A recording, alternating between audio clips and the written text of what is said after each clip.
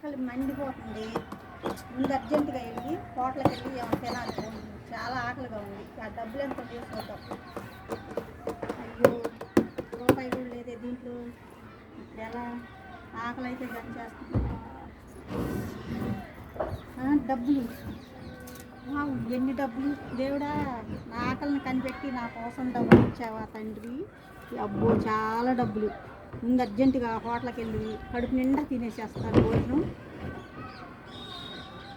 వద్దు, ఎందుకంటే ఈ డబ్బులు పోగొట్టుకున్న వాళ్ళు పాపం ఎంత ఏడుస్తున్నారో.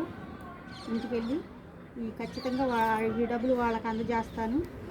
వాళ్ళ డబ్బులు వాళ్ళకి అందజేస్తాను. ఆకలి తీరిపోయినా పర్వాలేదు, వాళ్ళు ఎవరు చూసి వాళ్ళ డబ్బులు వాళ్ళకి అందజేస్తాను. వాళ్ళు నాకు కనపడకపోతే దగ్గరలో ఉన్న పోలీస్ స్టేషన్కి పంపిస్తే వాళ్ళకిస్తే వాళ్ళే పోయిన వాళ్ళకి అప్పచెప్తారు. వాళ్ళ డబ్బులు మనకొద్దు. వాళ్ళు ఈ డబ్బులు పోగొట్టుకొని చాలా చాలా ఏడ్చుకుంటూ ఉంటారు. మనం ఇప్పుడు వాడుకుంటే రేపు వాళ్ళ ఏట్లు వాళ్ళ ఉసురు మనకు తగలకూడదు, మన పిల్లలకు తగలకూడదు. కాబట్టి ఈ డబ్బులు వాళ్ళకే అప్పచెప్తాను. నా ఆకలి తీరిపోయినా పర్లేదు.